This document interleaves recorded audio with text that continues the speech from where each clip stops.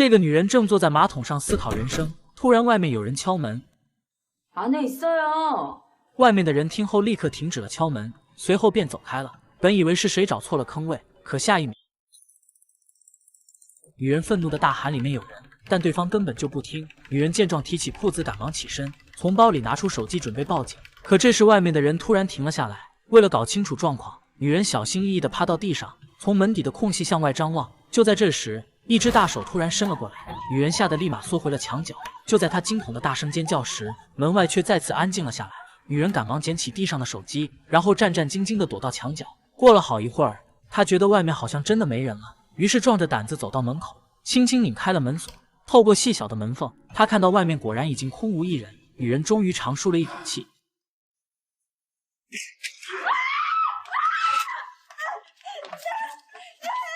很快，女人就倒在了血泊中。然而，凶手的复仇才刚刚开始。故事要从3天前说起。金科长是一家公司的部门主管。这天，他像往常一样回到家，正当家人都围坐在电视机前时，他拿着一把锤子走了出来。이밤에그거는 왜？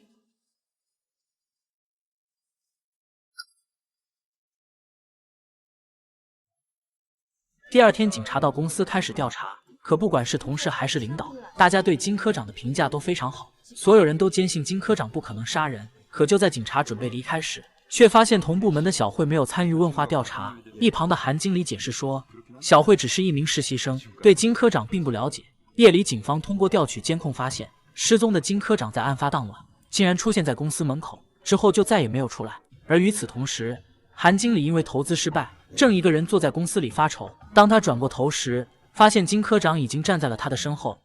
과장님， 형들이 아직 퇴근 안 했어.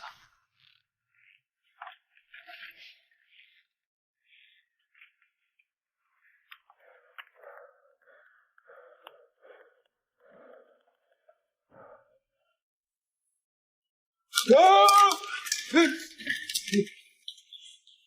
在金科长的步步紧逼下，韩经理从身后的工位上跳出去，然后开始慌忙逃跑。好不容易跑到门口，这才发现大门早已经被牢牢锁住。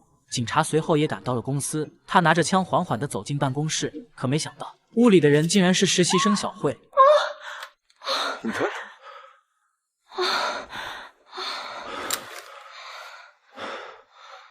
이 시간에 여기서 뭐해? 아가씨는 아까 퇴근한 거 아니었어? 아이씨 깜짝이야. 9시쯤에 인사하고 가지 않았나? 다시 왔어요. 비가 너무 많이 와서 집에서 하려고 그랬는데 이 파일을 두고 갔더라고요. 通过对大楼搜查，警方并没有发现其他人，于是便转身离开了。第二天，就在公司领导们开会时，突然有什么东西滴到了头上。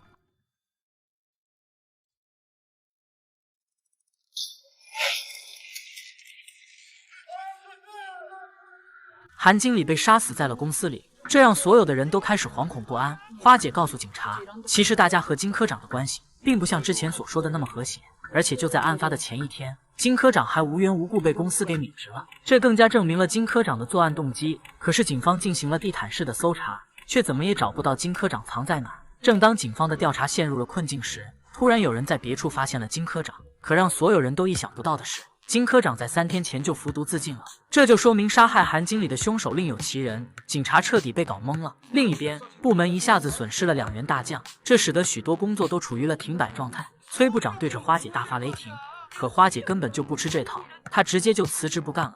崔部长被搞得灰头土脸，他郁闷的一个人到楼梯间去抽烟，可这才发现自己连打火机都忘了带。就在这时，他听到楼下正好有人在点烟，于是想去借个火。可当他走下去一看，除了地上有一个烟头，楼下根本就没有人。难道自己出现幻觉了吗？就在他准备上楼时，突然看到窗台上放着一个打火机。他走上前一看，顿时吓得浑身冒出了冷汗。这竟然是韩经理用过的那个打火机。就在这时，楼梯间的灯突然灭了。崔部长见状，赶忙开始往回返，可门都被锁死了。就在他寻找其他出口时，神秘的凶手挡住了他的去路。赌气辞职的花姐打车离开了公司。手机铃声突然响起，他打开一看，原来是崔部长发来的道歉短信。见崔部长态度如此诚恳，花姐也原谅了他。 아저씨, 다시 용산으로 좀 가주세요. 可他却怎么也没有想到，自己正在向死神慢慢靠近。当他被人残忍杀死在厕所里时，凶手终于露出了他的真容，正是那个平日里唯唯诺诺的实习生小慧。同事阿珍和大伟随后也被叫来了公司，可他们看到公司里除了小慧以外，其他人都没来加班，于是两人也决定回家休息。但让人没想到的是，向来低三下四的小慧居然敢对着他们大声呵斥起来，这让作为前辈的阿珍无法容忍，上去就扇了小慧2个大耳光。可他却不知道，此时的小慧早就不是那个软弱的实习生。就在两人准备离开时，小慧用订书器狠狠地砸到阿珍的头上，阿珍瞬间就倒地不起。在大伟的阻拦下，小慧丢掉了手里的订书器，本以为他会就此收手，可没想到他竟然拿着一把刀走了回来。大伟被吓得仓皇逃跑，看着小慧一步步逼近，阿珍彻底绝望了。警察这时终于赶了过来，就在他下车往楼里跑时，突然身后一声巨响，警察缓缓地回过头，阿珍被狠狠地摔在了车上。此时小慧正站在窗台上欣赏着自己的杰作，另一边大伟刚跑到楼梯间，就看到了崔部长的尸体，他被吓得一屁股坐到了地上。为了营救阿珍，他鼓足勇气跑回了办公室。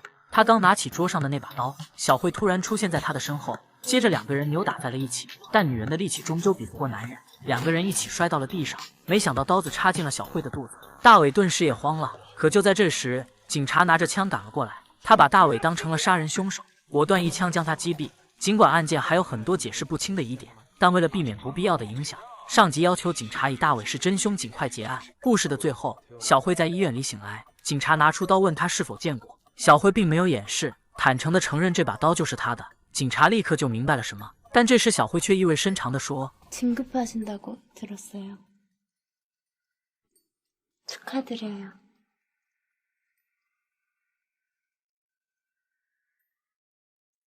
为了保住刚刚晋升的职位，警察选择了沉默。小慧出院后，再次踏上了求职的道路。 여보세요?